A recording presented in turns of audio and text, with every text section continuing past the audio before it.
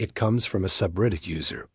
They say, when Emily moved into the old tenement building, she was just grateful to find something affordable. A fourth-floor unit with creaky floors and chipped paint didn't bother her. Not when rent was cheap, and the view of the city at night was actually kind of nice. Apartment 6B was quiet. It was nestled at the end of the hall, and her neighbors kept to themselves. At first, it was little things. She'd hear faint knocks from the walls at night, always from the same spot behind her bed. Tap, tap, tap. It almost sounded rhythmic, like someone trying to send a message. She told herself it was the pipes or maybe rats. Old buildings always had quirks. Then came the whispers. Just past midnight, as she lay in bed, her eyes fluttering shut, she began to hear them. Barely audible, like someone speaking from a distance, muffled, fast, and urgent. It was never loud enough to make out, but the tone chilled her. Sometimes the whispers came from the corner of the room. Sometimes from beneath her bed. She started recording them on her phone. Every night the audio files were strange, distorted static, sudden sharp clicks, and faint voices that seemed to speak in different languages. She posted a clip on Reddit. Someone commented, "That's Romanian. It says don't trust the hallway." She laughed it off. Reddit was full of trolls.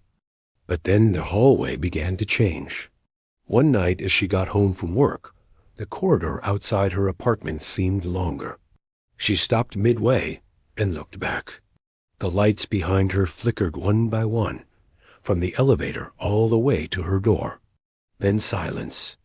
She swore she heard footsteps pacing right above her, even though she lived on the top floor. She went inside and dead-bolted the door. That night the whispers were louder, clearer. "He sees you now." She jumped up and flipped on every light. Her phone started ringing. No caller ID. When she answered, she only heard breathing, heavy, raspy, and then a whisper, "He's in the hallway." She called the super the next day.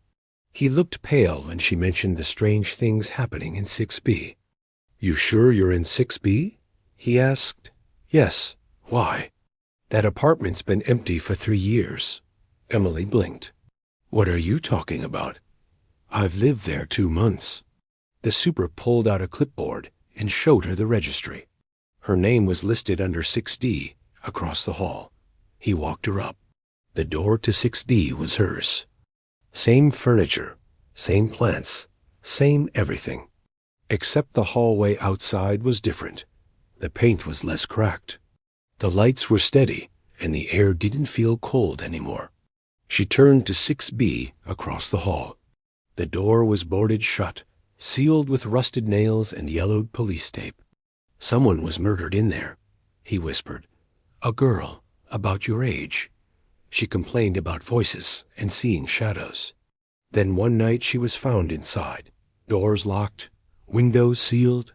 She'd clawed her own eyes out, said she couldn't bear to see it anymore. Emily never got an explanation for what happened. Her rent was still billed to 6D. And she never heard the whispers again. But sometimes, just sometimes, she hears tapping from the walls. And when she listens close enough, the voice always says the same thing. "You were never supposed to leave." So what do you think? Do you believe in ghosts? Let me know in the comments below.